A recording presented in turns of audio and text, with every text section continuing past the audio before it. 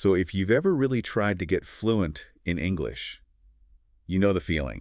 Oh, You yeah. can learn all the grammar, memorize vocabulary, Yeah. but then a native speaker says you need to break a leg, and suddenly your dictionary is no help at all. That's the real challenge, isn't it? We're talking about the bedrock of natural communication, idioms. Right. And we've taken a deep dive into this fantastic collection of sources today. It's a list of 30 really useful idioms from a big English education group. And it's designed to be a shortcut, for you, the listener, to sound genuinely natural. Our mission today is pretty straightforward then. We want to unpack these phrases, not just, define them, but give you the context, the nuance, so you can actually use them confidently. Exactly. And I think we have to start with the basics, like what even is an idiom? Good point. It's a phrase where the meaning of the group of words is totally different from the meaning of each individual word. They're like these little cultural snapshots, tied to history. And they are absolutely essential if you want to get past just being correct and start being truly fluent. Okay, let's get into this first batch. These all seem to be about effort, efficiency, and work. And when we talk about how someone works, there's usually a value judgment baked in, isn't there? There is, and often it's a negative one. The first phrase here is cut corners. Ah, classic. A total classic. It's just shorthand for doing something the easiest, cheapest way, and, usually the quality suffers for it. Yeah. The source has this great example. The company cut corners on safety, which of course caused huge problems. It's a phrase that just screams lack of integrity. I find the contrast here really interesting. So if cutting corners is the sort of bottom of the barrel for effort, then you have the opposite, like go the extra mile. That means making a special additional effort. I always think of a really great teacher or, someone in customer service who actually helps. That's pure positive effort. But then you have a more ambiguous one, burn the midnight oil. Right. It means working late to hit a deadline, but is that a good thing anymore? Well, that's the question, isn't it? In modern work culture, does that show dedication, or does it just imply you didn't plan properly? The phrase describes the action, but, the context really colors the meaning. That's a great point. It's not just a definition, it's like a cultural thermometer. So let's shift from effort to the flow of work, starting and stopping. Okay. So you walk into a networking event, room full of strangers. The first thing you have to do is break the ice. That phrase is all about social friction, isn't it? Just melting away that initial awkwardness so a real conversation can start. And then at the other end of the day, when the work is done, good or bad, you just call it a day. A clean stop. Hmm. You're putting a period on the end of the sentence for now. But that's a temporary stop. What about when it's permanent? Well, that's when you throw in the towel. It's usually born out of frustration or just total defeat. It comes straight from boxing, right? Yeah. The cornerman literally throws a towel in the ring. It just means you're giving up. And giving up is sometimes the only option, but usually the challenges keep coming. Which brings us to our next set of idioms.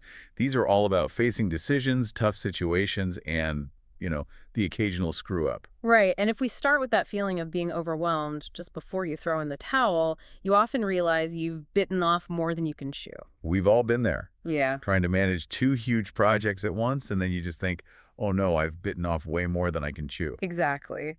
But some difficult tasks aren't your fault. They're just unavoidable, and you have to get through it. That's when you have to bite the bullet.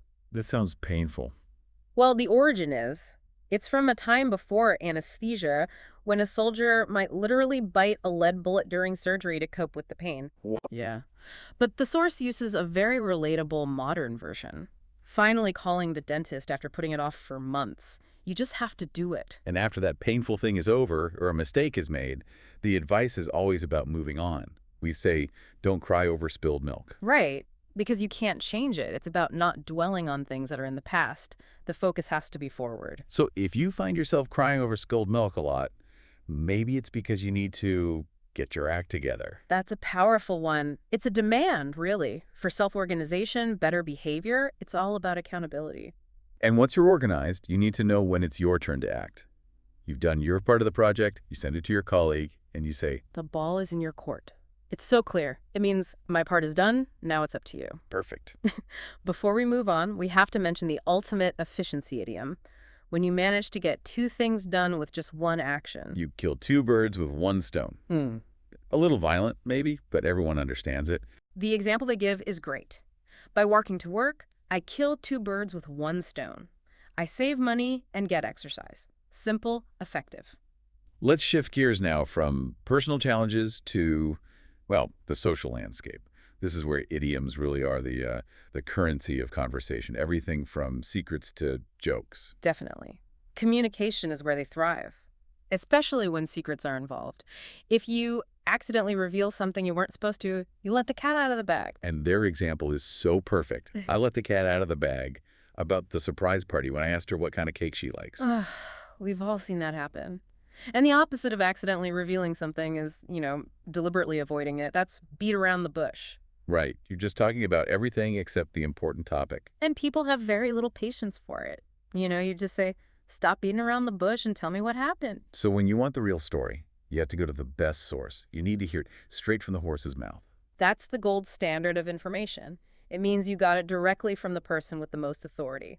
No rumors. And if someone's analysis is just perfect, absolutely correct, you can say they hit the nail on the head. Right. But we rarely get information straight from the horse's mouth. Most of what we hear needs a bit of skepticism. That's why you have to learn to take with a pinch of salt. Meaning you don't fully believe it, especially if the person telling you is known to exaggerate. Exactly. Now, moving into just, daily interactions, humor is key. If I tell you something that sounds crazy and then I laugh. You say, I'm just pulling your leg. That means you're joking. Teasing. Right. And then there's the more subtle dynamic of attention. If you take the spotlight away from someone else's achievement, you steal someone's thunder. I love the origin of that one. The playwright whose sound effect for thunder got stolen. It's fantastic. And for pure coincidence, we have Speak of the Devil. Oh yeah, when you're talking about someone and they suddenly walk into the room. It's that little moment of surprise. And finally, the classic way to wish someone good luck, especially before a performance. Break a leg. It's friendly, it's easy, and it's completely idiomatic. We've covered a lot of ground, but there are a few more we should quickly run through, and I think grouping them by what they do makes them easier to remember. Okay, let's do a quick fire round. Let's start with similarity in value. If two people are incredibly alike, They're like two peas in a pod. perfect match. And if something is super common and not very special, It's 10 a penny. You hear that a lot with things like bad ideas or 10 a penny. right. Okay, how about rarity? Something that almost never happens. That's once in a blue moon.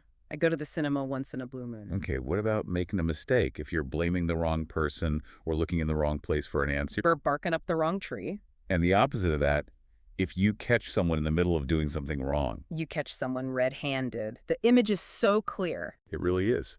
Okay, a simple one for health. You're feeling a bit sick, but not terrible. You're just a little under the weather. And how about trends? When everyone starts doing something just because it's popular, They jump on the bandwagon. There's often a little bit of a negative feel to that one, suggesting a lack of originality. and last two, something that is super easy It's a piece of cake. and something that's incredibly expensive.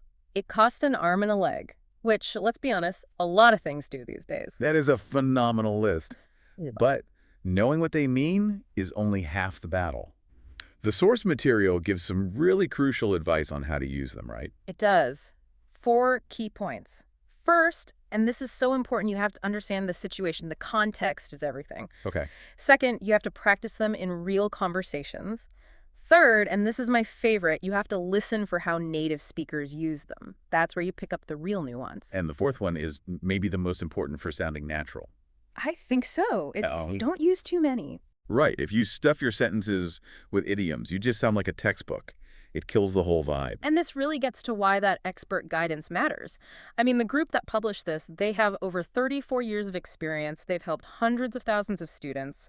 They know fluency is about real-world application, not just memorization. And you can see that in the kinds of programs they offer. It's not one size fits all. It's everything from intensive courses to specific business English or test prep for things like IELTS. Exactly.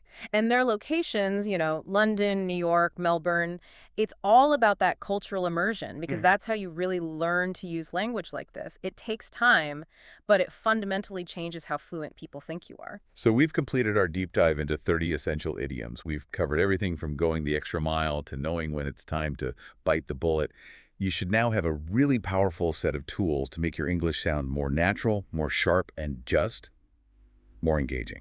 And if we just think about that for a second, The fact that the literal meaning is completely useless, and yet there's this unwritten social rule that you shouldn't use too many of them. What does that tell us?